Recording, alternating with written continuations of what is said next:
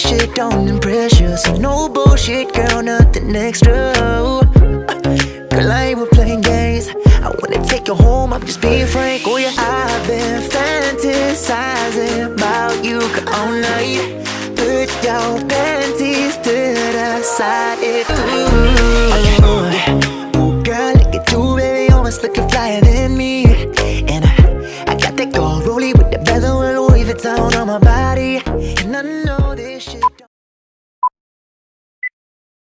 Assalamualaikum warahmatullahi wabarakatuh. Kami dari kelompok C1 akan melakukan role play peran perawat. Berikut akan dilanjutkan oleh pemateri. Peran perawat memiliki banyak peran, yaitu 1. Pemberi asuhan keperawatan. Untuk memberikan asuhan keperawatan kepada pasien dengan memperhatikan kebutuhan dasar manusia. Yang kedua, sebagai advokat pasien. Peran perawat sebagai advokat membantu pasien dan keluarga mendapatkan hak-hak sebaiknya. Mungkin atas pelayanan kesehatan seperti hak mengetahui informasi, penyakit, hak privasi, dan lain sebagainya. Yang ketiga, sebagai edukator. Pasien atau keluarga berhak mendapatkan pengetahuan mengenai kesehatan, gejala dari penyakit, hingga tindakan yang dapat dilakukan guna mengubah perilaku pasien hidup sehat. Yang keempat, sebagai koordinator.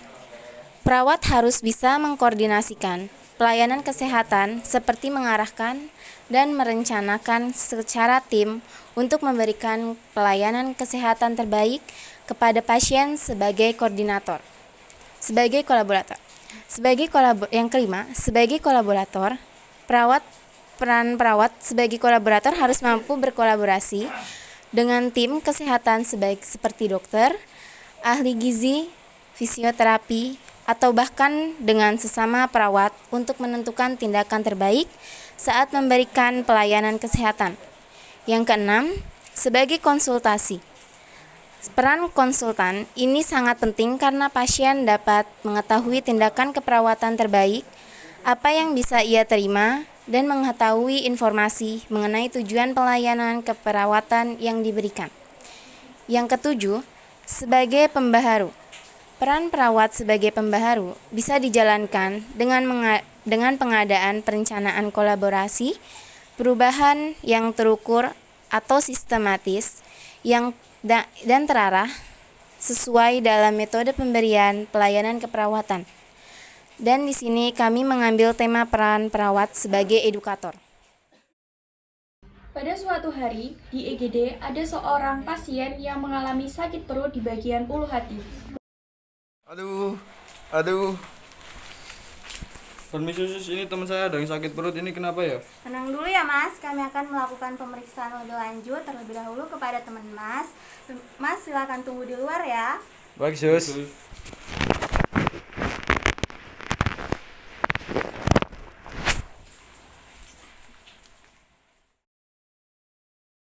Selanjutnya akan dilakukan oleh perawat Lintang dan perawat Suci. Masnya boleh baring dulu. Baik sus.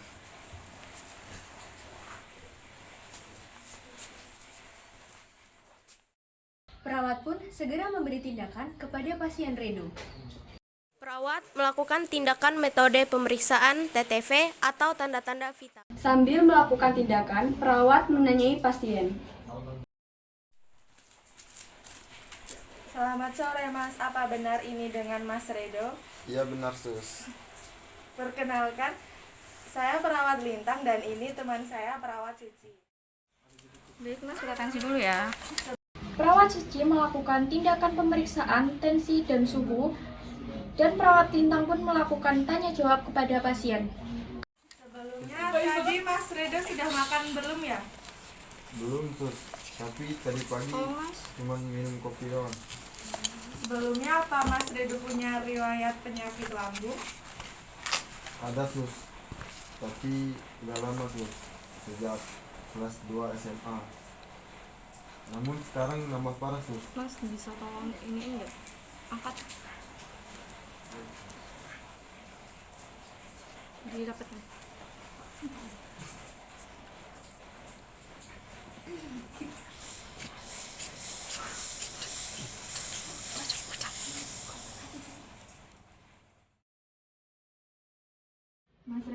tahu belum kalau asam lambung tidak boleh minum kopi sebelum makan?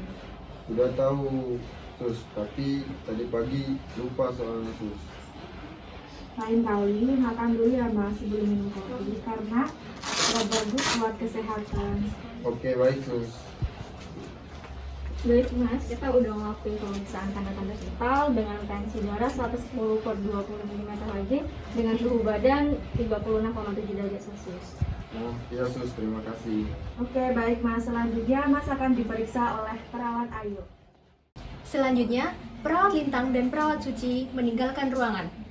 Lalu, dilanjutkan perawat Ayu melakukan tindakan inspeksi, auskultasi, palpasi, dan perkusi. Selamat siang, Mas. Saya perawat Ayu akan melakukan pemeriksaan fisik. Oke, baik, Sus. Pemeriksaan fisik adalah pemeriksaan tubuh untuk menentukan adanya kelainan-kelainan dari suatu sistem atau suatu organ bagian tubuh dengan cara melihat atau inspeksi, meraba atau palpasi, mengetuk atau perkusi, dan mendengarkan atau auskultasi. Pemeriksaan fisik biasanya dilakukan secara sistematis, mulai dari kepala hingga kaki. Inspeksi adalah metode pemeriksaan fisik dengan cara melihat langsung seluruh tubuh pasien atau hanya pasien tertentu. Tujuan prosedur ini adalah untuk melihat bagian tubuh dan menentukan apakah seseorang mengalami kondisi tubuh normal atau abnormal. Auskultasi adalah pemeriksaan fisik yang dilakukan dengan cara mendengar suara yang dihasilkan oleh tubuh. Palpasi adalah suatu tindakan pemeriksaan yang dilakukan dengan perabahan dan penekanan bagian tubuh dengan menggunakan jari atau telapak tangan. Tujuannya untuk mengecek kelembutan, kekakuan, massa, suhu, posisi, ukuran, kecepatan, dan kualitas nadi perifer pada tubuh. Yang terakhir adalah perkusi, adalah tindakan pemeriksaan dengan cara mengetuk untuk mendengar bunyi getaran atau gelombang suara yang dihantarkan ke permukaan tubuh dari bagian tubuh yang diperiksa. Prosedur ini bertujuan mengetahui bentuk, lokasi, dan struktur di bawah kulit. Sebelumnya mohon maaf kalau kurang nyaman, saya mulai ya pemeriksaannya. Iya, Sus.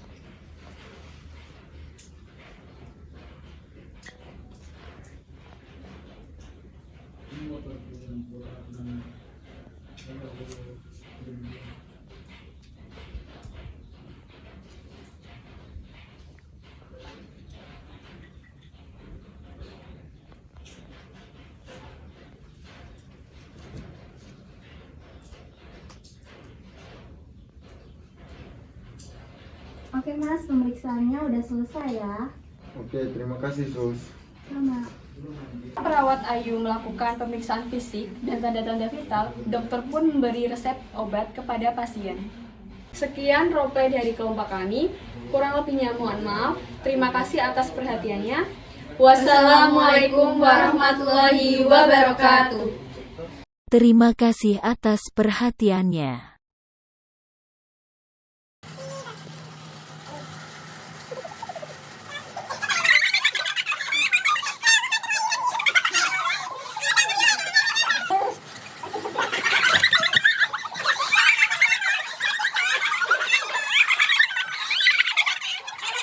A few moments later. Aduh. Sambil ini tenggara dari perut ini kenapa ya? Tenang dulu ya Mas, kami akan melakukan pemeriksaan lebih lanjut terlebih dahulu kepada teman Mas. Mas silakan tunggu di luar ya. Baik.